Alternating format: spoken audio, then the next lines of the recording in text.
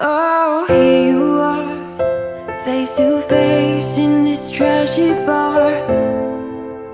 Another glass and I am going places. Makes me laugh about the irony of everything. I like the way you're thinking. I don't really care about the music on the dance floor. I don't really mind. All the smoke is in the bathroom. I don't care at all, baby. You got my attention. So you were saying, oh no, I don't see the logic of things. It's quite a lonely world that we're living in. Oh baby, you are something special, I'm sure. Everything makes total sense when you're next to me.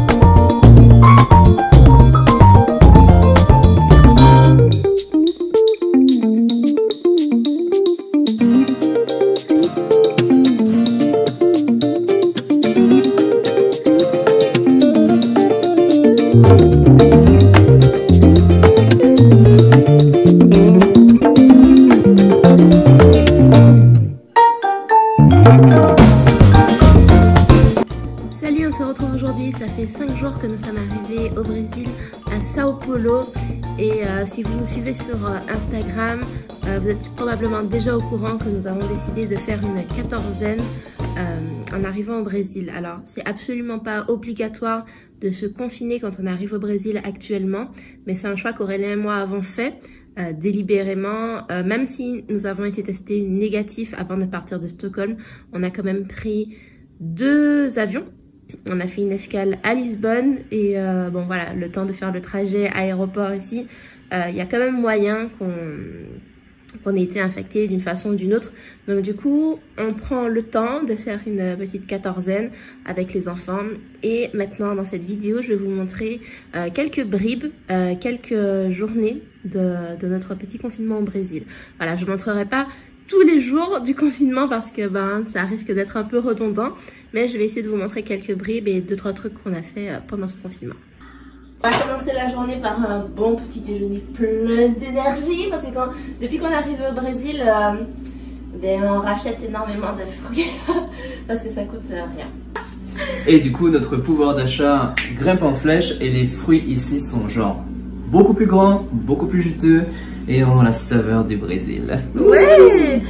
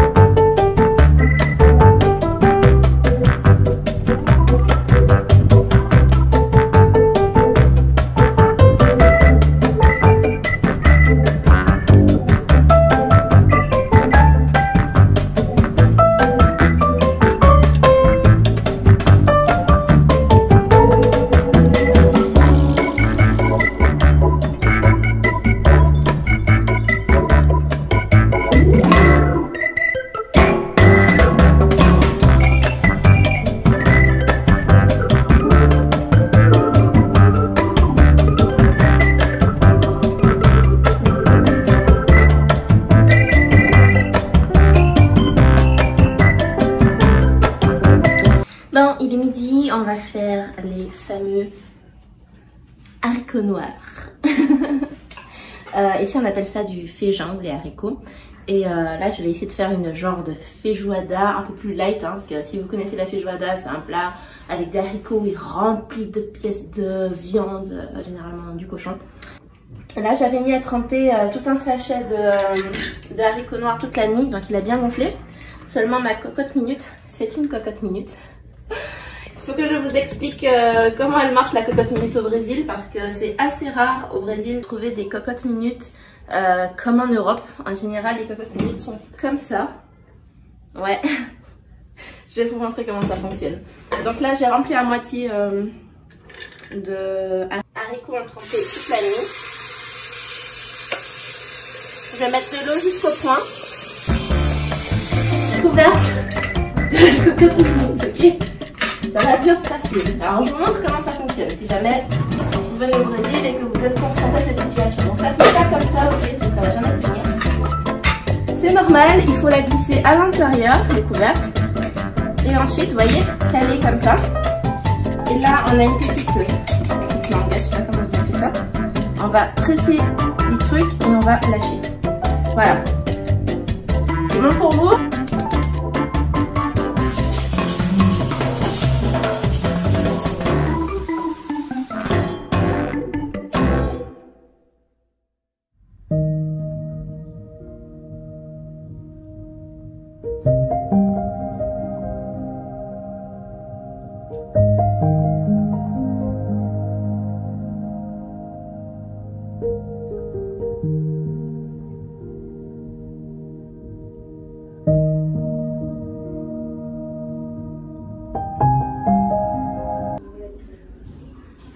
Et aussi avec de l'oignon. On ira faire ça. Alors c'est le vin. Elle a l'air bonne ton assiette.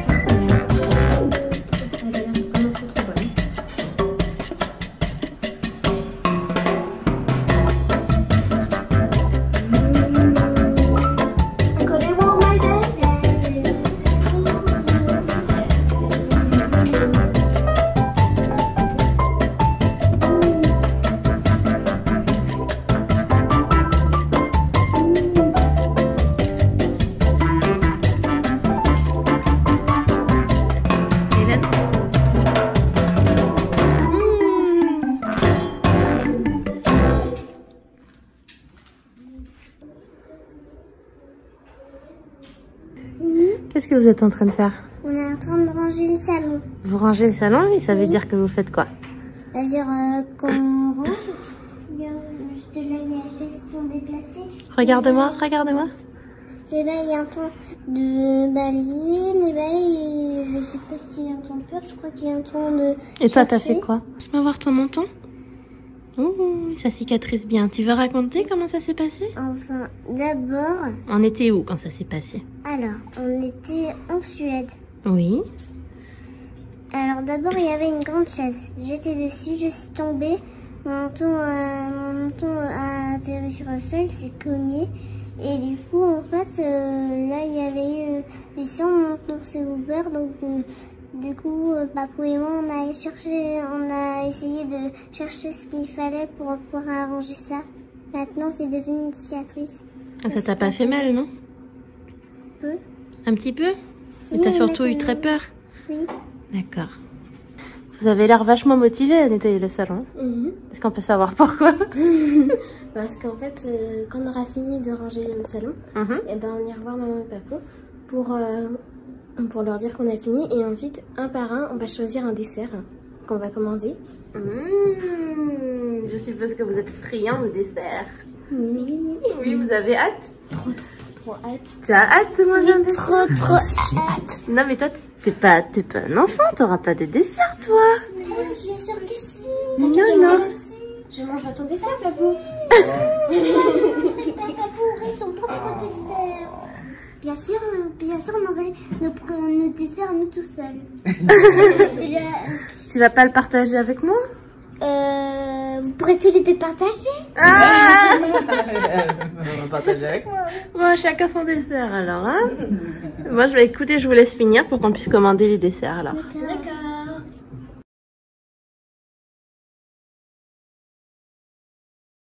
Voilà, j'ai récupéré la commande. C'était bizarre parce que en fait sur Uber, ça marquait que la commande était en train d'être livrée. Il n'y avait pas de temps et en fait le gars était déjà là. Donc voilà, je pense que les enfants ont hâte et ils ont laissé un petit mot qui est trop mignon.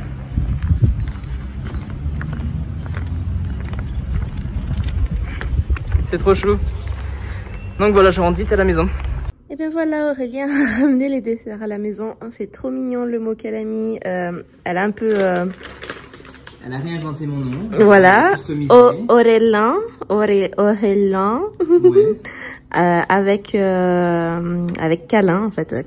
En portugais ça se dit beaucoup câlin. Avec câlin signé Like Mama. Trop bien.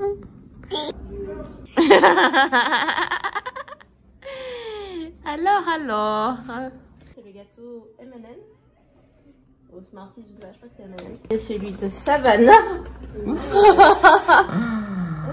Bonne pioche. Ah, c'est celui de Sleva, ça, dis donc. Et Papou et moi avons pris la même chose.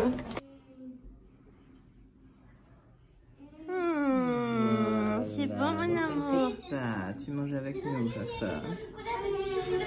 Merci, sœur. Quoi? Mais alors, t'es pas déjà douché, sérieux? Alors Aurélien a pris un suprême de Puji. Moi aussi d'ailleurs. J'adore comment tu le dis.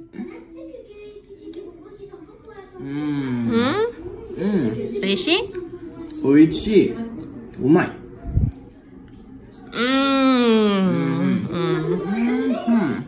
Oui, oui. Qu'est-ce qu'il y a? Tu as trouvé une feuille? Donc apparemment, à la verticale, au fond, il y a une sorte de caramel, comme ça là. Et il y a des gâteaux. Donc quand on prend tout à la verticale d'un seul coup, ouais. Voilà, comme ça, quoi, faut pas avoir peur. Voilà. Ok, bon, alors on va tester ça de ce pas. Ok, d'accord. Ah oui. T'as vu? C'est rigolo, pas? Oui, Oui, hein? Ouais. Alors, ma pépette. Tu as pris un verre avec du blé-gadé, des fraises. Je ne sais plus ce qu'il y avait dedans, mais c'est bon, c'est ça? Trop bon. Ça sent trop bon. Et toi, mon aîné, tu es satisfait? Oui. C'est très bon? En fait, il y a du gâteau avec du chocolat, il y a même des petits bonbons. Alors, Slévonette, ce brownie? Trop bon. Je sais pas quoi dire. Il est très bon, ton brownie? Très bon. Très bon. Tu regrettes pas ton choix? Non. C'est vraiment génial aujourd'hui, c'est l'épiphanie et c'est vraiment une fête qu'on aime vraiment beaucoup, une fête très délicieuse. Et les enfants aussi l'adorent. Et bien puisque nous sommes au Brésil et que bon, c'est pas forcément une fête brésilienne, on avait prévu de récupérer quelques ingrédients qu'on avait pris dans notre valise, mais il nous manque encore des choses. Donc ce qu'on a fait, c'est qu'on a réussi à trouver un endroit où commander des galettes. Et donc on va se faire livrer d'ici quelques instants et donc on est super content. Ça va être une surprise pour les enfants, on leur a rien dit. Eux ils savent que forcément en fonction du pays on peut pas toujours fêter toutes les fêtes, mais là ils vont être super contents, donc j'ai trop hâte. Et je suis en train d'aller chercher les galettes, on avait trop hâte. Donc du coup j'ai pas pu filmer. J'ai pas pu filmer pour vous parce qu'il y avait trop de personnes. Et bon bah voilà. Mais on a les galettes. Ça a été toute une épopée parce que sa voiture est tombée en panne, elle a dû changer de voiture et tout ça, elle s'est trompée d'adresse, tout un tas de choses. Et à la fin, quand je venais pour payer, le TPE pour prendre la carte était déchargé. Donc du coup, eh ben, 2 galettes pour l'instant gratuites. Je plaisante bien sûr. On va s'arranger avec la personne, avec le propriétaire pour... Ah, il va pleuvoir! Non! Il pleut! Ah, voilà, on va s'arranger pour pouvoir faire un virement ou un truc comme ça parce que... Mais c'était vraiment sa journée.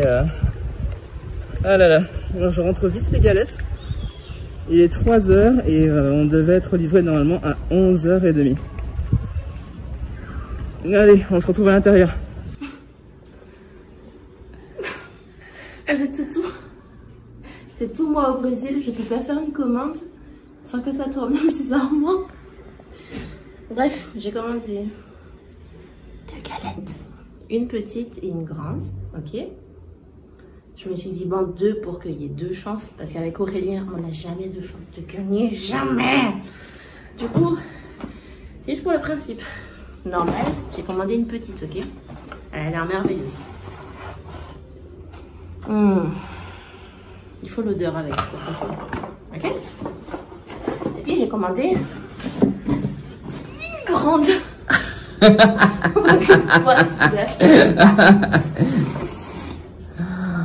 Oh my god. Est-ce que vous comprenez le problème? Et il m'est arrivé la même chose avec des avocats.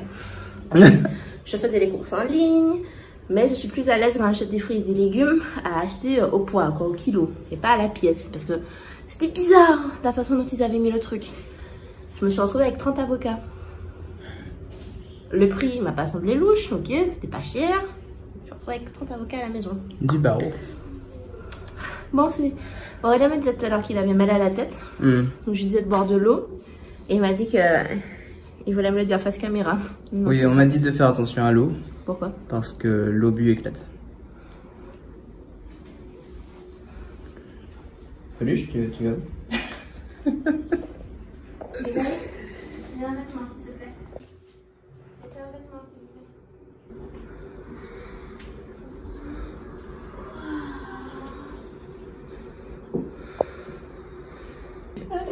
Bonne épiphanie, on dit bonne épiphanie.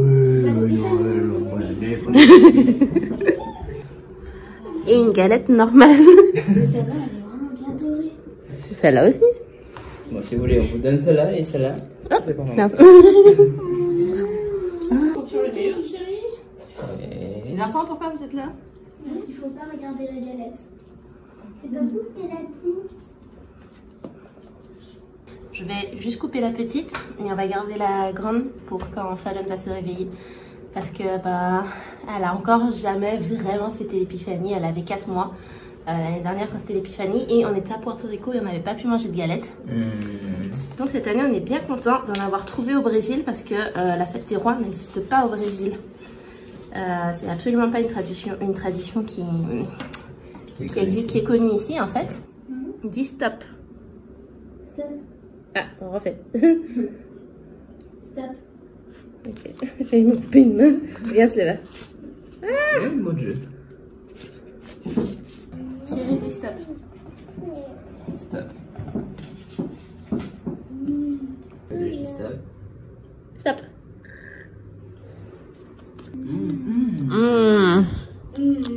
Elle est bien bonne. C'est quoi cette tête, chérie? C'est trop bonne. C'est bon? Trop bonne. No way. No way. Ah non, c'était ma langue. Il faisait tout le temps ça, tous les ans. Tout à fait, se l'éveille. Au bout d'un moment, c'est plus drôle. C'est Fallon qui a la fève. Je peux pas le croire. Regardez. Oh, elle va être trop contente. C'est trop bien. Ah. Après, elle va la manger. Fallon, c'est la fille du chef. Oui. Fallon signifie la petite fille du chef. C'est la première fois qu'elle...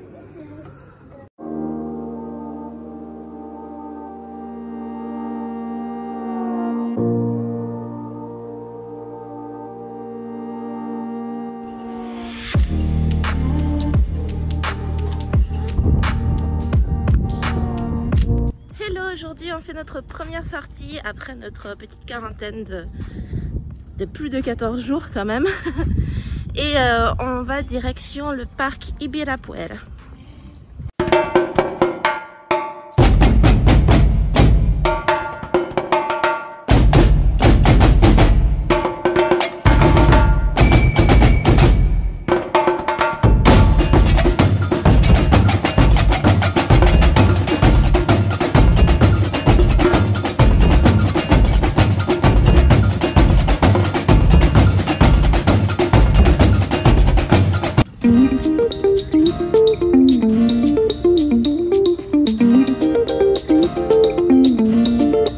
Ce parc est vraiment très grand. On a prévu d'y rester à peu près 2 heures, 2-3 heures je pense. Oui, 2h30, quelque chose comme ça. Ouais, à peu près 3 heures. Et du coup on a rendez-vous avec le taxi qui nous a emmenés ici vers 11h pour pouvoir repartir tout à l'heure. Donc du coup voilà, on va essayer de voir un maximum de choses, mais je sais que ce parc est très grand.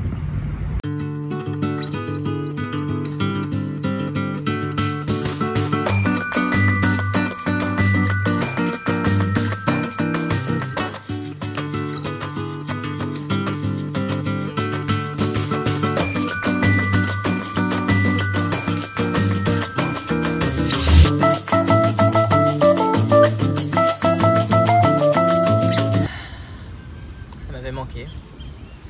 Ouais, le de coco. Ah ouais, largement. C'est tellement différent ici.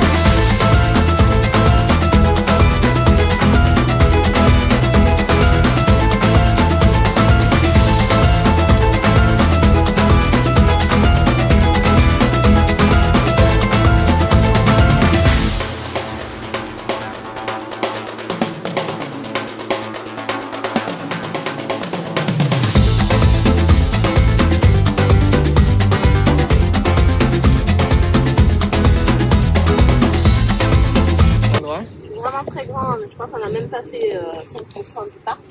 Ouais. Et on a marché au taquet. Et je pense que nos chaussures nous font un petit peu trop mal pour le Brésil, donc on va pas pouvoir aller plus loin quoi aujourd'hui. Le seul problème c'est qu'aujourd'hui, je sais pas si c'est à cause du Covid, c'est parce que c'est dimanche, mais il y a tout qui est fermé en fait dans le parc. Ouais, je pense que c'est le Covid. Genre les aires de jeu, tout ça, tout est fermé. Donc voilà, c'est pas grave. Mais ça fait du bien de sortir enfin et de commencer par la nature en fait au Brésil. Alors le Brésil, parce que je pense que c'est parmi les pays qui font partie de nous. Alors on a vu beaucoup de pays qu'on a beaucoup apprécié, comme par exemple le Japon, ça reste un endroit vraiment mémorable. Mais le Brésil fait partie de notre histoire. Fait partie de notre histoire parce que c'est l'endroit où on était avant de commencer à être nomade, avant qu'on commence à vivre différemment. C'est notre histoire parce que c'est aussi le sang qui coule dans les veines de Peluche et des enfants. Et j'ai aussi une très grande attache culinaire avec cet endroit. Et c'est vrai que vers les derniers moments où on était en Suède, malgré que c'est un très bel endroit, un très beau Airbnb, mais il y avait quand même Peluche qui faisait des allergies fortes. Donc on a changé totalement en fait d'environnement. On est passé du froid au chaud et de pouvoir être en habit léger dehors, etc. J'avoue que c'est un peu une habitude dans nos voyages de souvent faire froid, chaud. On profite des meilleurs climats de chaque pays et c'est vraiment agréable. C'est vrai que lorsque la dernière fois qu'on est venu, c'était en 2018, donc les enfants étaient quand même bien plus petits, surtout Savannah. Elle n'était pas trop encore en âge de se souvenir des choses. Il n'y avait pas encore Fallon, et malgré qu'on montre beaucoup de pays différents aux enfants, on veut vraiment qu'ils puissent se souvenir de ce genre de pays qui fait vraiment partie d'eux, et qu'ils puissent à chaque fois accumuler différents souvenirs et se dire ah oui, le Brésil, je me souviens, on a fait ça et ça. Et voilà, que ça puisse aussi être ancré dans les gènes de Fafa qui fait sa toute première au Brésil. Donc aujourd'hui on est le 17 janvier et du 1er janvier au 17 janvier on s'est confiné volontairement. C'est absolument pas obligatoire quand tu arrives au Brésil de faire une quarantaine, mais pour nous, quel qu'aurait été le pays, en fait, on se sentait un devoir un peu civique de se confiner. Donc voilà, à la base on voulait faire 14 jours, mais bon, comme on allait sortir que le week-end, donc ça s'est transformé en 16 jours pile poil de confinement. On a pris 2 vols pour venir au Brésil, donc on a fait Stockholm-Lisbonne et ensuite on a fait Lisbonne-Sao Paulo. Lisbonne-Sao Paulo, c'était plus de 9 heures de vol, et pendant ce vol-là, en fait, j'en ai parlé assez ouvertement sur Instagram. Du coup, n'hésitez pas à aller nous suivre sur nos comptes parce qu'on raconte vraiment le quotidien. Et du coup, je vous expliquais sur Instagram que pendant le vol Lisbonne-Sao Paulo, j'ai eu une crise de panique pendant l'avion. C'est arrivé un peu sans prévenir. Bien sûr, il y a eu des signes précurseurs, mais j'ai pas fait attention et résultat, j'ai paniqué dans l'avion. Ouais, j'ai paniqué dans l'avion au point que l'équipage a dû me préparer un tranquillisant, au point qu'Aurélien a dû me donner des somnifères naturels qui n'ont pas été très efficaces. Ça m'a un peu fait délirer même, ça n'a pas été hyper efficace pendant tout le vol. Du coup, en arrivant au Brésil, je voulais plus du tout prendre l'avion, limite on allait rester au Brésil, on n'allait plus bouger de là parce que moi je ne remontais pas dans un avion. Et bien sûr, comme j'en ai parlé sur Instagram, j'ai pas envie de me laisser dicter par mes peurs ou par des angoisses que soit je me suis créée, soit la société m'a obligée à les créer.